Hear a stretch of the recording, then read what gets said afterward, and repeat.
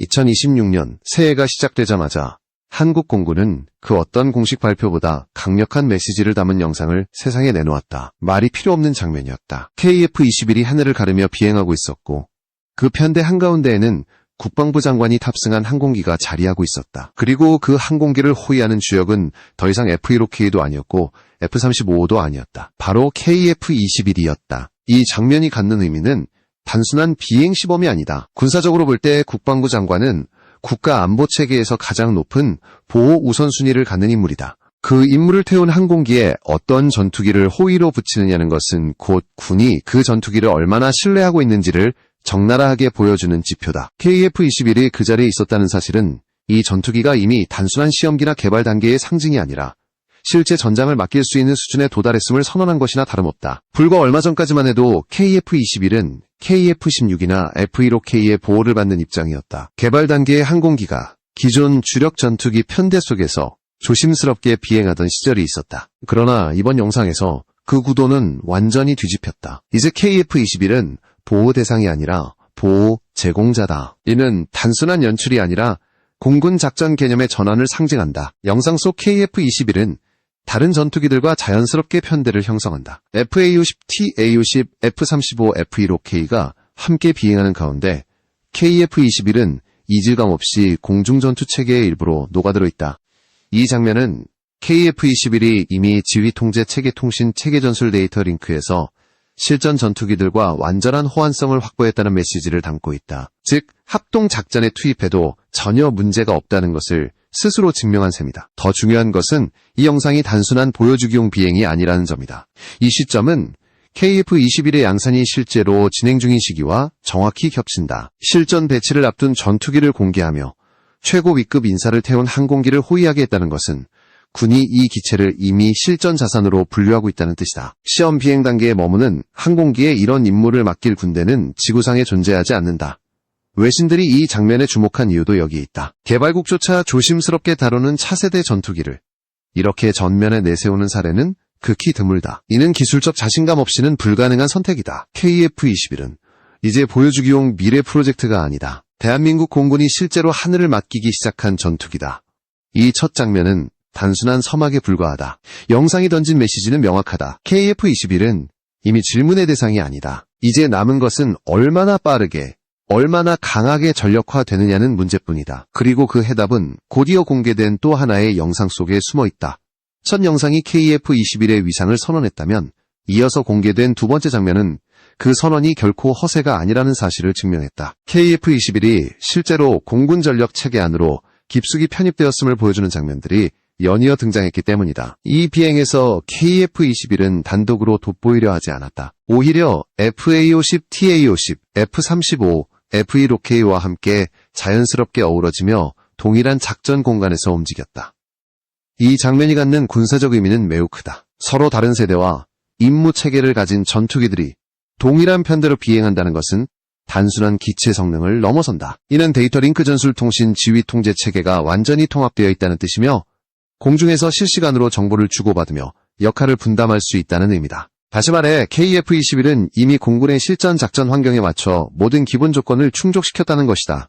특히 주목해야 할 부분은 KF-21의 위치다. 영상 속에서 KF-21은 보조적 위치에 머물지 않는다. 편대 중심에서 다른 기체들과 동일한 비중으로 비행하며 상황에 따라 호위와 방호 임무를 수행하는 역할을 맡는다. 이는 공군이 KF-21을 단순히 시험 중인 기체가 아니라 실제 임무를 부여할 수 있는 전투기로 판단하고 있음을 보여준다. 이런 장면은 하루아침에 연출될 수 있는 것이 아니다. 합동비행에 투입되기 위해서는 수많은 검증 과정을 거쳐야 한다. 항공기 간 충돌 방지 체계 통신, 안정성, 레이더 간섭 문제, 전술 운용 절차까지 모두 통과해야만 실제 편대 비행이 가능하다. KF-21이 이 모든 과정을 이미 넘겼다는 사실은 그 자체로 강력한 신뢰의 증거다. 더 나아가 이 장면은 KF-21의 실전 배치가 시간 문제라는 점을 분명히 드러낸다. 전투기는 단순히 날 수 있다고 실전에 투입되지 않는다. 작전 체계에 완전히 편입되고 다른 자산들과 유기적으로 움직일 수 있을 때 비로소 전력으로 인정받는다. KF-21은 이미 그 단계에 도달했다. 이와 거의 동시에 또 하나의 영상이 공개되었다.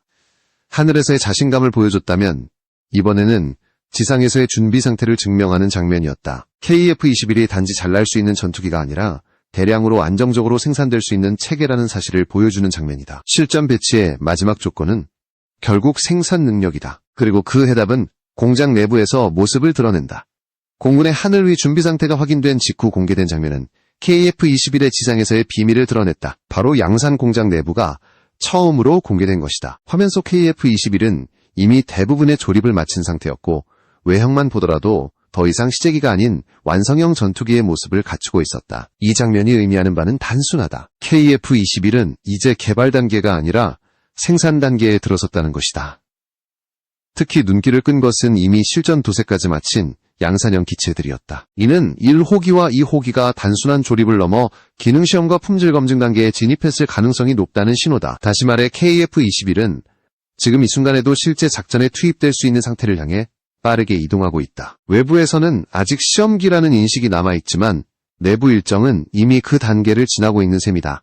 영상에서 가장 많은 전문가들의 시선을 끈 장면은 엔진이 아직 장착되지 않은 상태의 기체였다. 흔히 볼 수 없는 엔진룸 내부가 그대로 노출되었고 그 구조는 단번에 질문을 던지게 만들었다. 두 개의 엔진 노즐 사이 공간에 자리 잡은 독특한 형상의 구조물이었기 때문이다. 짧고 각이 진 삼각기둥 형태의 이 구조물은 언뜻 보면 불필요해 보인다. 일반적인 쌍발 전투기에서 엔진 노즐은 원통형 구조를 이루며 그 사이에는 특별한 구조물이 없는 경우가 많다. 그렇기에 이 구조물은 레이더 반사 면적을 키우고 무게만 증가시키는 요소처럼 보이기 쉽다. 스텔스 전투기에서 틈은 치명적인 약점이 되기 때문이다. 외형만 놓고 보면 왜 굳이 이런 형상을 넣었는지 의문이 생길 수밖에 없다. 그러나 이 장면을 본 군사 항공 전문가들은 즉시 하나의 전투기를 떠올렸다. 바로 F-22다. F-22 역시 두 엔진 사이에 유사한 형상의 구조물을 가지고 있다. 차이점이 있다면 F-22는 이 구조물과 엔진 노즐이 완벽하게 맞물리도록 설계되어 외부에서 보면 하나의 평평하고 매끄러운 면을 이룬다는 점이다. 이는 레이더 반사 면적을 최소화하기 위한 고도의 설계 결과다. 이 비교는 KF-21의 설계 방향을 암시한다. KF-21의 현재 엔진 노즐은 원통형 구조를 사용하고 있지만 기체 자체는 이미 미래의 변화를 전제로 만들어졌다는 것이다. 다시 말해 지금은 사용하지 않더라도 언젠가 다른 형태의 노즐을 장착할 가능성을 열어둔 설계다. 단순히 지금의 성능만을 위한 구조라면 굳이 이런 형상을 넣을 이유가 없다. 이 구조물은 실수가 아니다. 이는 KF-21이 처음부터 확장형 전투기로 기획되었음을 보여주는 흔적이다. 눈에 보이지 않는 미래의 기술을 받아들이기 위해 미리 공간과 형상을 준비해두는 방식이다. 그리고 이 설계의 끝에는 한 가지 핵심 기술이 자리하고 있다. 바로 추력 편향 노즐이다. 앞서 언급된 구조물이 가리키는 핵심은 단순한 형상 문제가 아니다. 그 정체는 전투기의 기동 성능을 근본적으로 바꿔놓는 기술과 직결된다. 바로 추력 편향 노즐이다. 이 기술이 무엇이기에 전 세계의 항공 강국들이 그토록 집착해왔는지를 이해하면 KF-21 설계에 숨겨진 의도가 선명하게 드러난다. 추력 편향 노즐이란 엔진이 뿜어내는 추력을 단순히 뒤로만 분사하는 것이 아니라 상하 또는 좌우로 꺾어 기체의 진행 방향 자체를 바꾸는 장치다.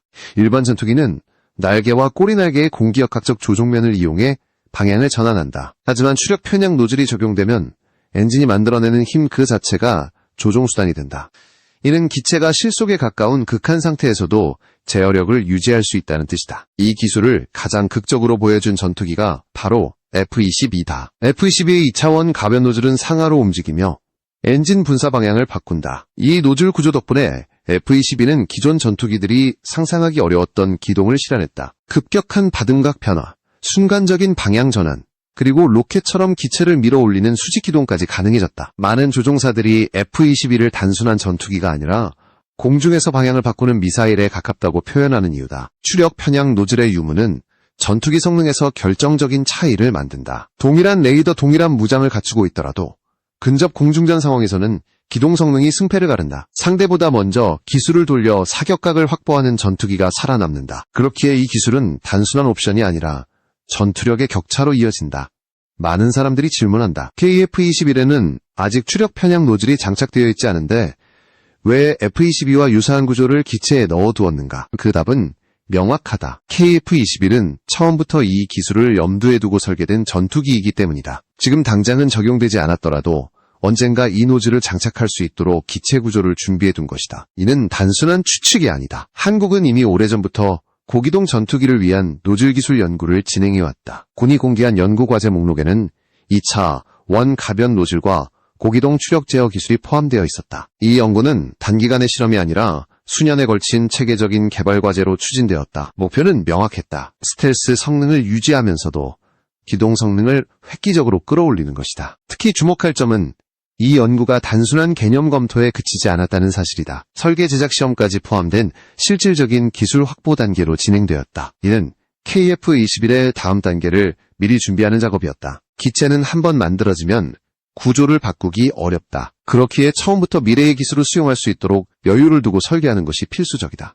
KF-21은 지금 이 순간에도 시제기 단계에서 놀라운 기동 성능을 보여주고 있다. 여기에 추력 편향 노즐이 결합된다면 조종사가 감당해야 할 중력 가속도는 지금과는 비교할 수 없는 수준이 될 것이다. 이는 단순한 성능 향상이 아니라 전투기 운용 개념 자체를 바꾸는 변화다. 그리고 이 변화의 종착점에는 KF-21의 다음 단계가 기다리고 있다. 기동 성능과 미래 확장성이 KF-21의 하늘 위 경쟁력을 보여줬다면 이제 남은 질문은 하나다. 과연 이 전투기는 얼마에 팔 수 있는가? 그리고 바로 이 지점에서 KF-21은 전 세계 방산 시장을 흔들기 시작했다. 최근 공개된 KF-21의 양산 단가는 외신과 전문가들 사이에서 충격으로 받아들여졌다. 대당 가격이 900억 원대에서 형성되었기 때문이다.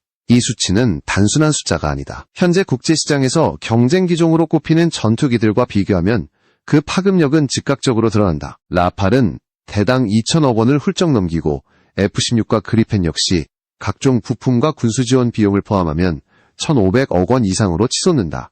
이들과 달리 KF-21은 쌍발 엔진을 탑재한 스텔스 전투기임에도 불구하고 가격은 오히려 절반 수준에 가깝다. 이 가격이 가능했던 이유는 명확하다. 바로 생산 자동화다. KF-21 양산 공장은 기존 전투기 생산 방식과 근본적으로 다른 접근을 택했다. 전투기 조립은 고도의 정밀 작업이 요구되기 때문에 자동화가 어렵다는 것이 오랜 상식이었다. 그러나 한국은 이 상식을 정면으로 깨뜨렸다. 대형 부품 생산과 동체 조립 과정에 대규모 자동화 로봇 시스템을 도입한 것이다.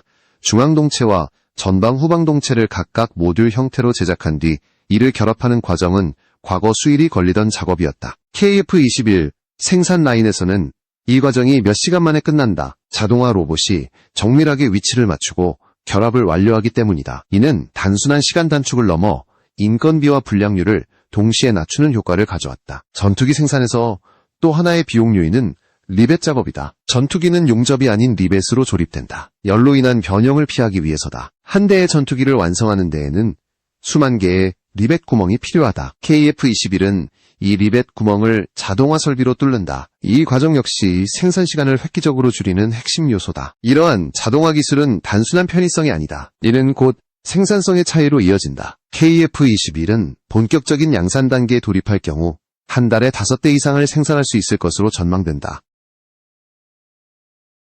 이는 라팔을 생산하는 프랑스의 생산 속도를 크게 웃도는 수치다. 빠르게 생산할 수 있다는 것은 곧 수출 시장에서 신뢰를 얻는다는 뜻이다. 주문을 받고 수년씩 기다리게 하는 전투기는 선택받기 어렵다. 이 점에서 KF-21은 명확한 경쟁 우위를 가진다. 성능과 가격, 그리고 생산 속도를 동시에 잡은 전투기다. 외신들이 KF-21을 단순한 신형 전투기가 아니라 게임 그리고 이 가격 경쟁력의 이면에는 또 하나의 결정적인 요소가 숨어있다. 바로 엔진이다.